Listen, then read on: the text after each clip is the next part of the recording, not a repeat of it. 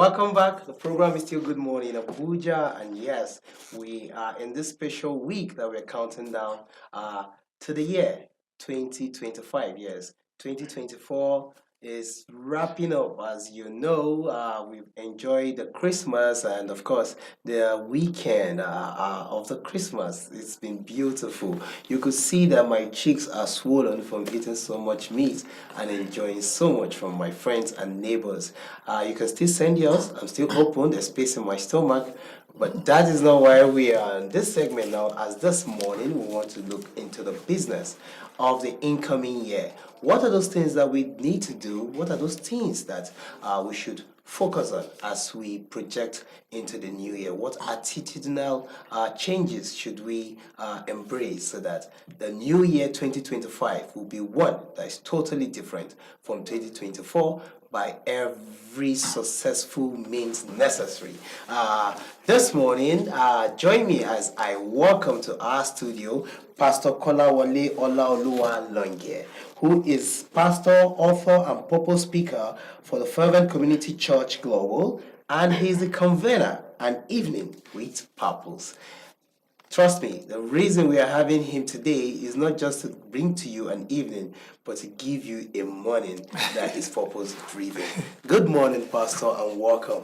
Good morning, sir. Thank you very much. Good morning, Merry Andreas. Christmas in arrears, Thank you very much. Grateful. and of course, Happy New Year in advance. Absolutely. Thank you very much. Grateful. Yes, Pastor, this morning Yes, sir. we want to look at the incoming year 2025. Yes, sir. The year 2024 is not over, we still have 2 days to go. But to be able to say we are in the year 2025 means we must end the year 2024 on a strong note and very well. Now, let us examine the year 2024. As a man who ministers to souls on behalf of God and Christ, share with us what are those things that you feel, what are those common mistakes people made in this 2024 as regards how purpose driven they should be? All right. Thank you very much for having me. Thank you.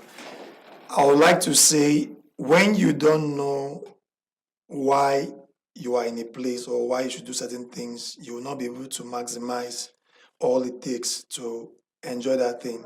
Dr. Miles Monroe said that when the purpose of a thing is not known, abuse is inevitable. Because while some people were complaining in the same 2024, and that people were thriving in their business, were making progress. So many a times people have not really sat down to understand that what exactly is the challenge. Because to profile solution in specific area, you must identify the problem. You can go to God in prayer. He can speak to you. He can use somebody to speak to you so you to find it. So in 2024, because of the economic challenge, a lot of people are complaining, but a lot of people have been able to find what they can do to be able to enjoy even the situation. So because once you give value, you get value. So some people will say, oh, 2024 didn't really favor them. Of course, we still have days to go. It can still happen. Some people say it did. I want to take back. So 2020, when COVID happened, it favored some person. It didn't favor some person. Of course. Some churches that didn't have social media presence, they were not online. Because of COVID, they came online and they are doing very well. People were able to know them, so to say. So it's for you to be able to say, okay, what can I do to be able to still enjoy this situation? If you read Genesis chapter 26, Isaac, there was famine in the land, and he sowed in that land. Famine, he still reaped hundredfold. Because God helped him. So he has gone to God. God gave him strategy, what he need to do. Then was able to thrive. So I realized that sometimes when we minister, because we minister to God's people, and we are supposed to be a balanced Christian. So yes, in as much as you pray to God, I said that don't just pray about it, you must also prepare for it. Exactly. So if you pray to God, you don't read for an exam. God is faithful, you will not pass. So God is faithful, so you must know what part am I supposed to play to have the manifestation of what I prayed for. So we have some people that are able to run with the word that was preached, made effort, do what they're supposed to do, and they had results. There are other people that they just prayed, but they didn't take a step of faith, they didn't have results. So we're hoping that people are able to learn and see what the things they need to put in place to ensure that they get things done. I've always said that we should have more emphasis on application of what I've been taught. So people say knowledge is power, but I like to say knowledge, if it moves from information to application, then it becomes powerful. But if it stops at information, it will not produce result. It will just be knowledgeable. So you must know the technical know-how. So I like to say something about what you know matters, but who you know that is willing to make what you know matters more. Hmm. Yes. You see, this morning I'm just getting all these quotes and everything from Pastor Kolawole here. But I think in summary, what you're basically telling us is that you have to first of all work hard, then you pray hard, and if you do work hard and pray hard, surely you will play hard. That is what it means. Well, Pastor, now, one of the things that usually happen to signify the incoming year is what we call the crossover night. Yes, sir. Yes, many churches hold services at that night, and you will see the ambience of the churches. The environment is charged. Yeah. Prayers Absolutely.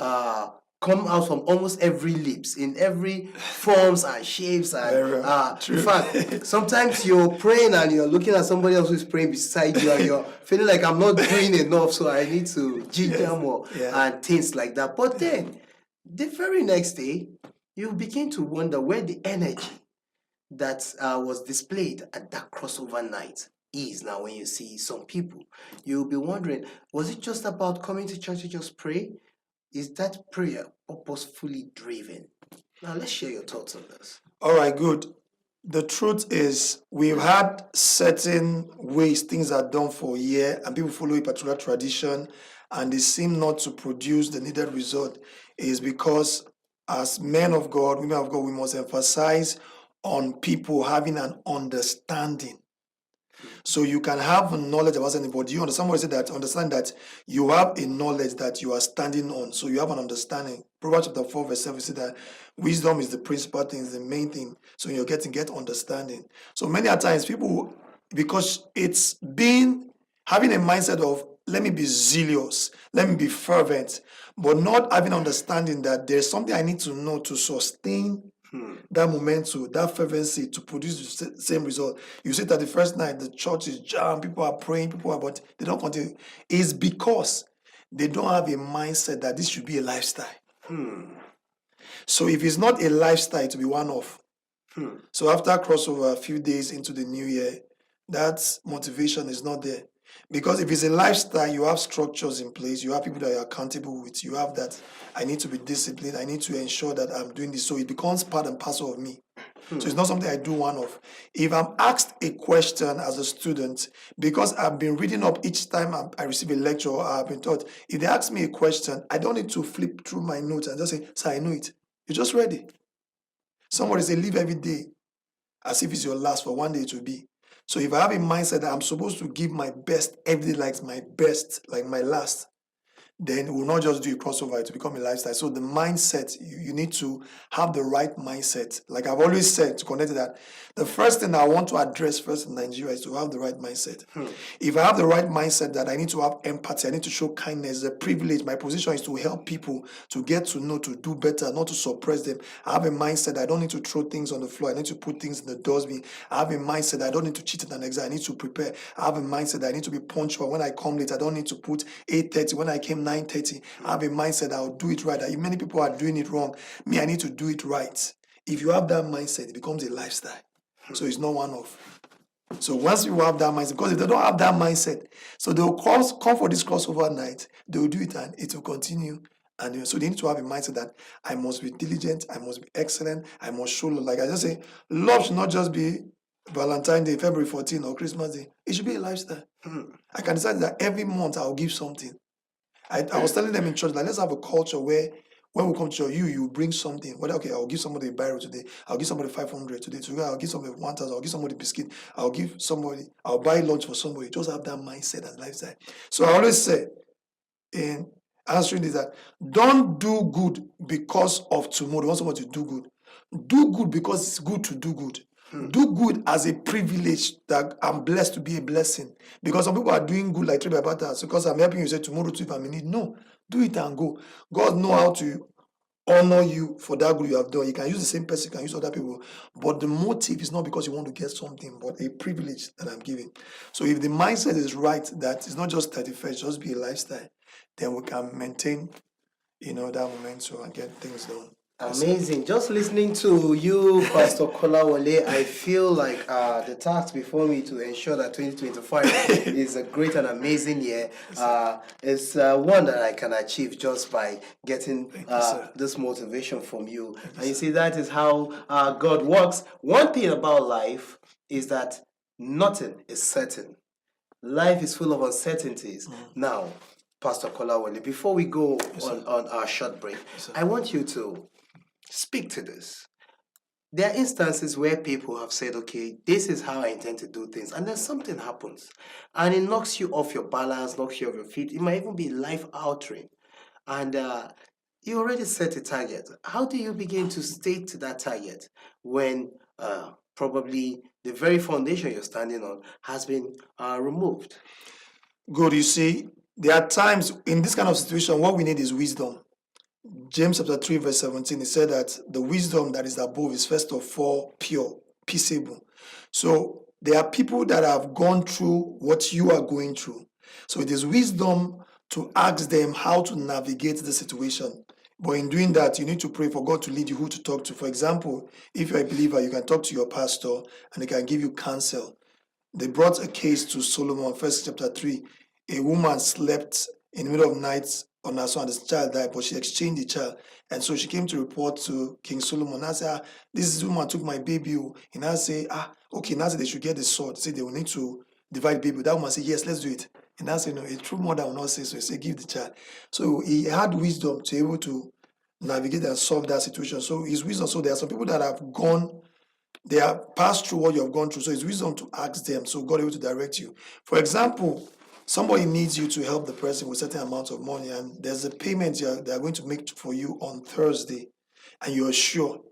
And you tell them, say, by Thursday, I'm going to transfer that money. So what happens? Thursday comes, and the person does, sorry, something happened, we're able to do it. It is wisdom for you. If you sensed on Wednesday, wisdom for you to tell the person, I know I said Thursday, but please bear with me that the morning that I was supposed to come didn't come. So bear with me. Once it comes, I'll reach out to you. The person didn't say on Friday. It's wisdom to now say once it comes so that you don't give the person hope. And you might be genuine about it, but because things just happen. So somebody can just say, okay, what do you do in this situation? In this situation, this is what you should do first. Somebody just say, just take 2 days and stay in pray. Whatever God nudging you, why don't you do this? So somebody that has gone ahead can give you the wisdom. Because the wisdom I'm going to give for a particular situation might not apply for another situation.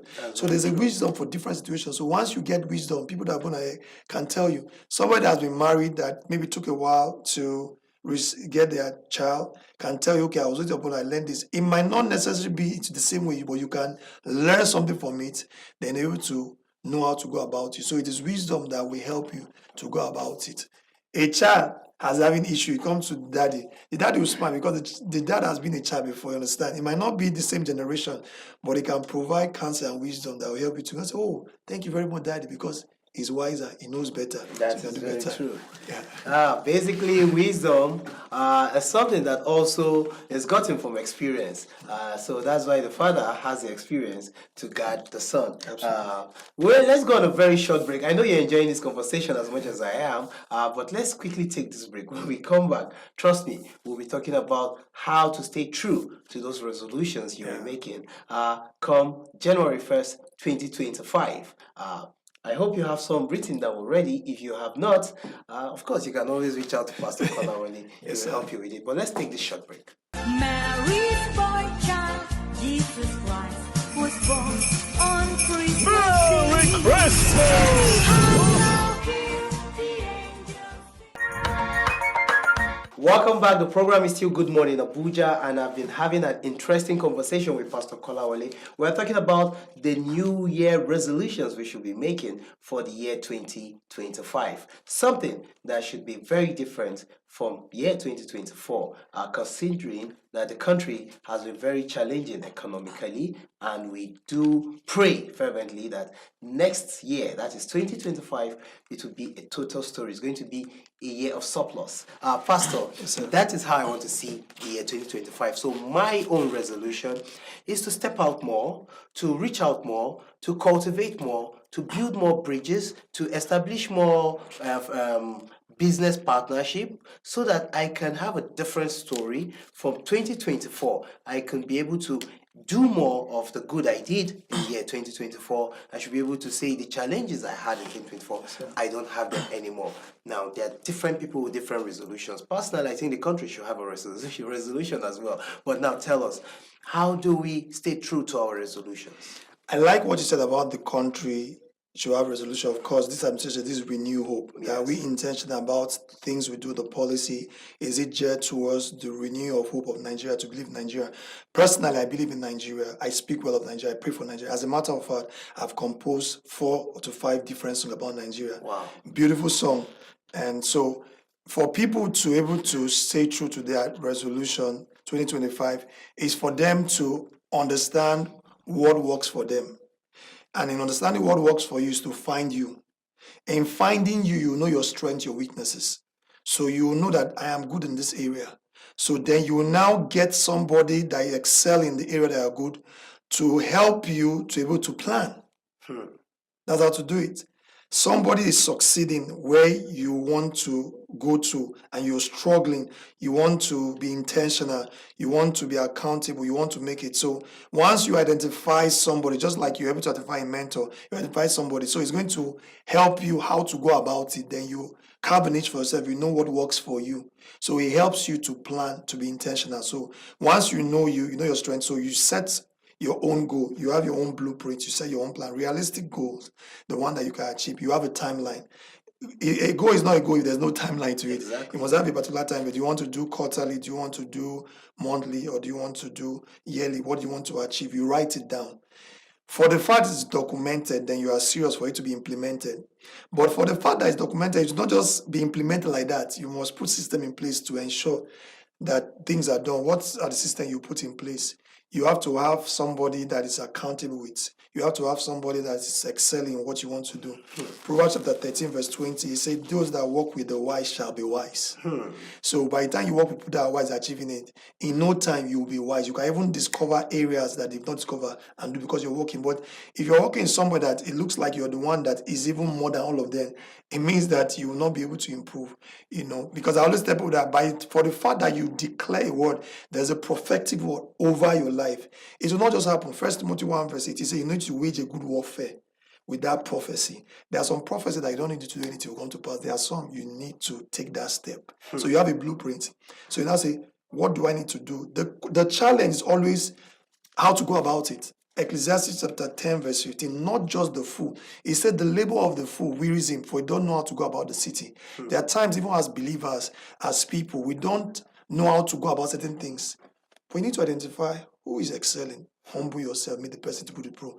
And you, if they meet you, be willing to teach somebody. Then if they teach you, they say, these are the things I want to achieve this year. These are my plans. So the person has to guide you. So you put your plan. Then there's another person that you're accountable to. Another person that is ensuring that you're doing well. So it helps you to be able to achieve those resolutions. And the resolution should be a lifestyle. It should not just be one, it should be time to time, so that you can measure your progress and know that I'm improving. Somebody said lastly that Emeka said, taking first, true success is not taking first, but beating your last record. You mentioned something about more. It reminds me of the 6th American president, John Quincy Adams. He said that when your action inspire others to do more, know more, become more, then you're a leader. Yes. So when you see somebody that is achieving things in things we want to do, then we should be to see how we can meet that person to help us to plan the things that work for us and make progress. Exactly. So here you have it. Pastor Kolawole has just told us that it's not enough to make those resolutions.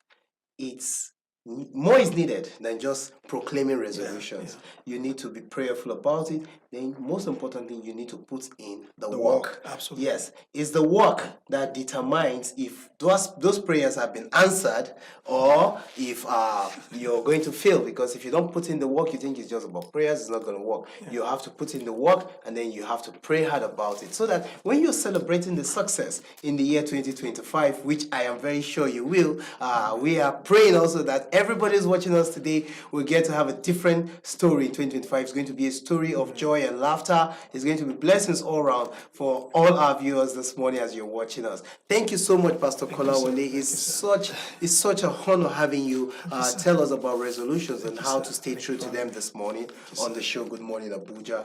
And yes, we've been having this conversation with Pastor Kolawole Olaoluwa Longe, who is a pastor.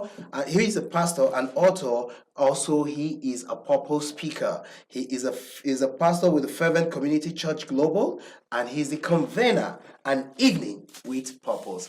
If you do know An Evening with Purpose, you would understand why he's speaking so much fire this morning. Let's go on another break, but thank you once again for coming on the show, Pastor. Happy New Year in advance. Same to you. Thank you, sir. Yes.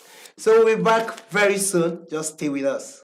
Mary's boy child, Jesus Christ, was born on Christmas Merry Day. Christmas! How hear the angels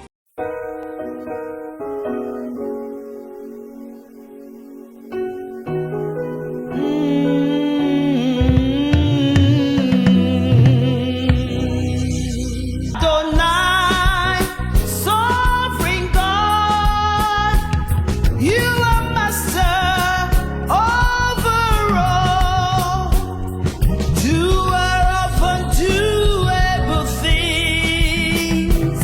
Lord, I bow before your throne. Adonai, sovereign God, you are master over everything, doer of undoable things. I bow before your throne. Adonai,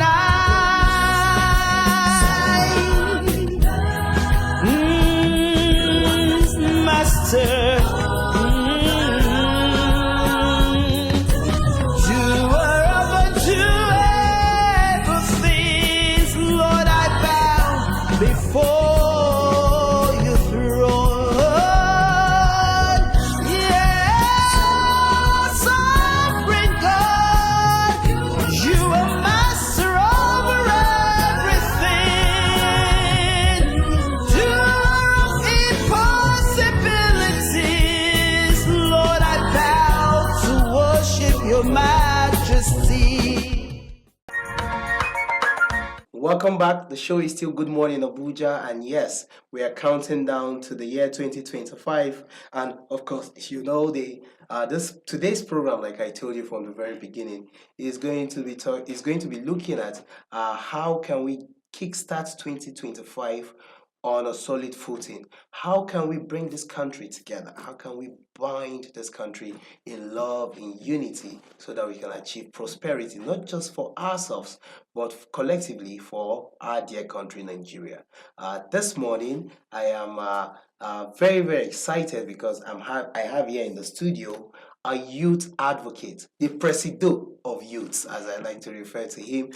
He's here with us in the studio. I'm talking about James Simon. You're welcome on the show, sir. Okay, thank you very much. Yes, Thank you very much. James Simon is a very important friend of the house. He's the youth president, Peneda Boitier of Abuja chapter. That is, this is people who meet, promoting their culture and advancing development for their community. You're welcome. Thank you very much. Yes, he's also the PRO, both for national and international of the same group, Pene de Boitier. And of course, he's also the General Secretary, Northern Youth Intertribal Solidarity Initiative. So you see, wherever youths are mentioned, He is represented on the executive committee of that association. It's such a pleasure having you join us this morning. Yeah, it's always a pleasure. Thank you for having me. Thank you. So this morning we want to look at promoting national unity, building a better Nigeria, the role that the youths have to play. Now, you are a youth advocate.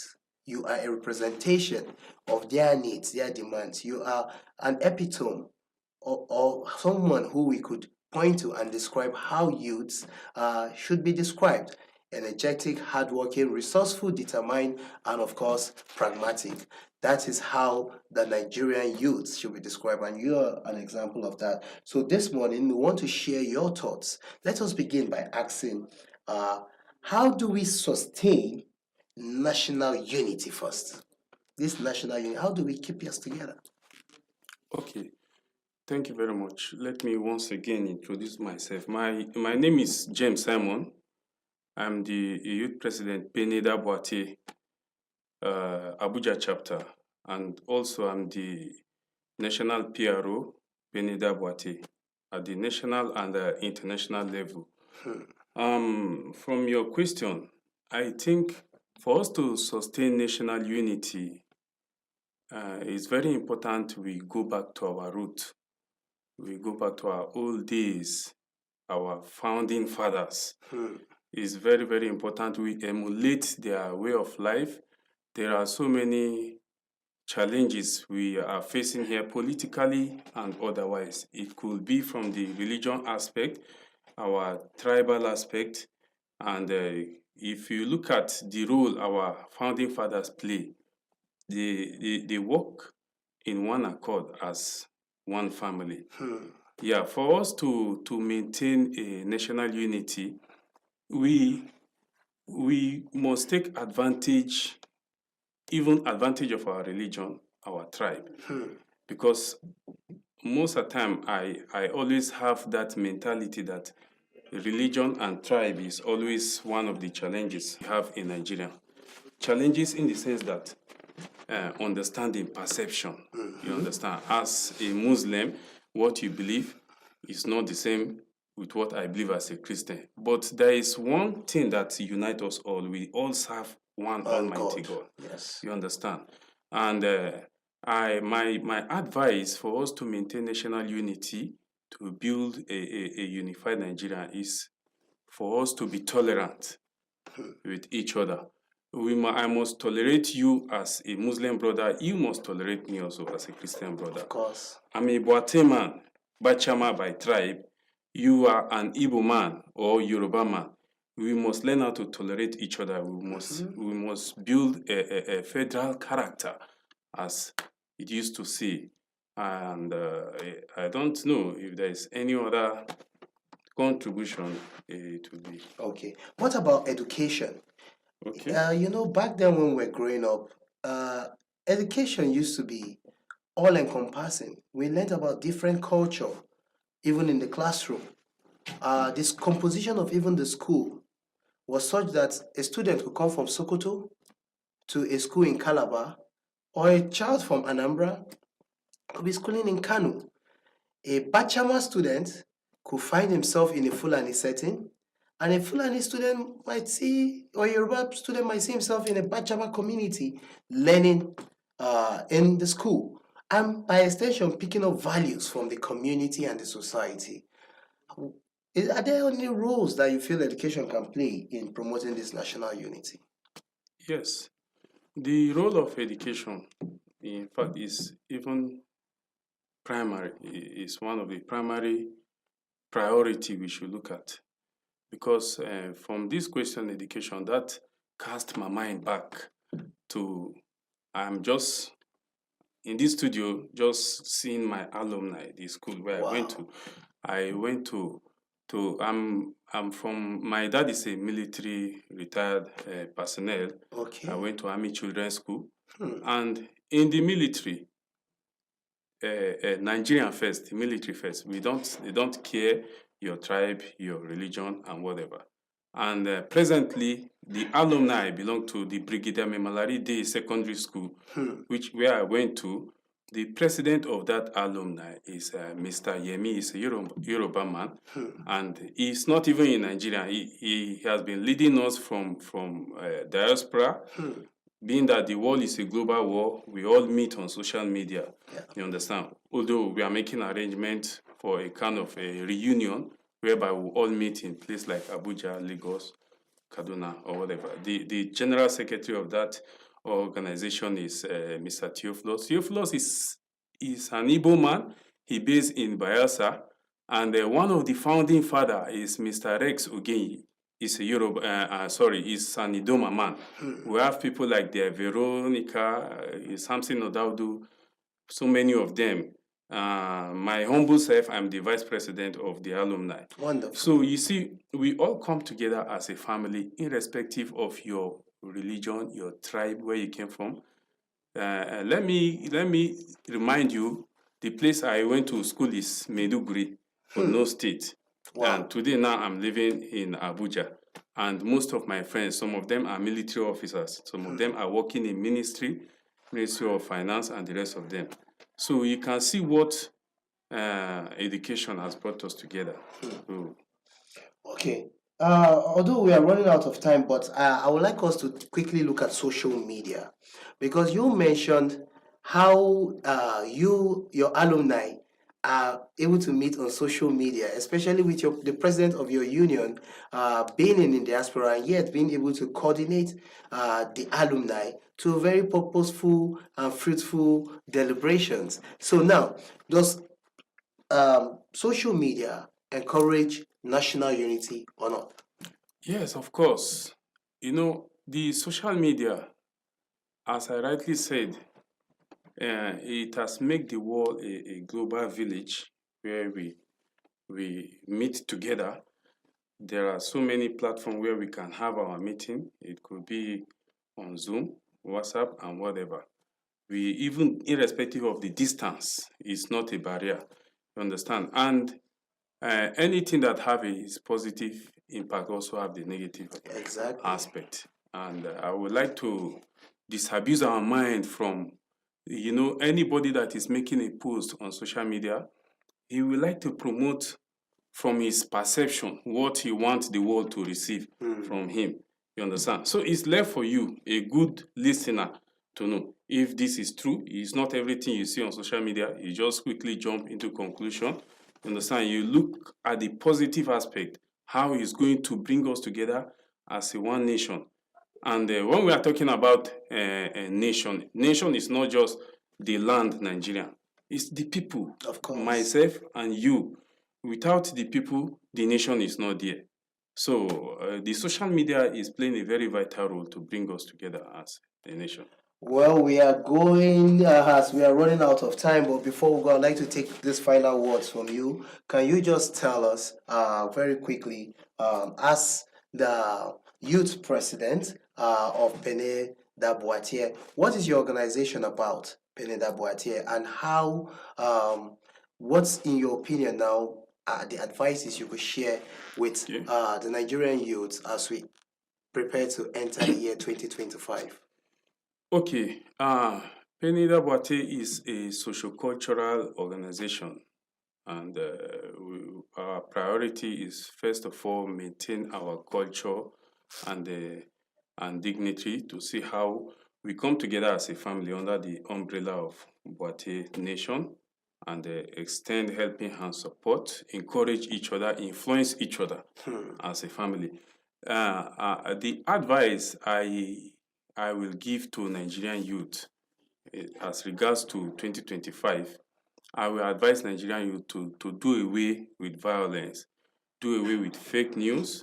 I will also advise Nigerian youth to identify with organization, just as I am one of the member of Peneda Boitier Abuja chapter.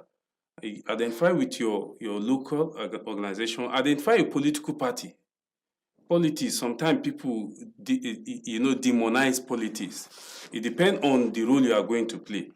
When you belong to organization, you think on what you are going to contribute, the positive contribution you are going to make to the organization, not what the organization will do to you. Identify a political party, You in the same family, you can come from PDP, your brother or sister can come from APC, but the above all is for you to disagree in order to agree. Exactly. So this is the little advice I have to give to my youth out there to identify with organizations like your local, your community, your tribe, your religion, and political party as well, depending on the role you want to play. Amazing, amazing. It's been an interesting conversation. Unfortunately, we are running out of time, as the producer is telling me. We are way past the time we're supposed to leave the studio. But I just want to say thank you, sir, for coming. It's such a privilege having you share your thoughts with us this morning as we discuss national unity, promoting national unity, especially as we wind down the year 2024 and look to enter the year 2025 in a matter of hours. Yes, it's such a pleasure. James Simon, youth advocate and youth president, Peneda Boitier, Abuja chapter, and also the national and international PRO for Peneda Boitier and worldwide. And of course, he is also the general secretary, Northern Youth Intertribal Solidarity Initiatives. Thank you so much for coming, sir, and you. Happy New Year in advance. I wish you the same. Thank you for having me. It's my pleasure. Yes. We'll go on a short break now. When we come back, the rest of the program will come your way. It's still Good Morning Abuja, so stay with us.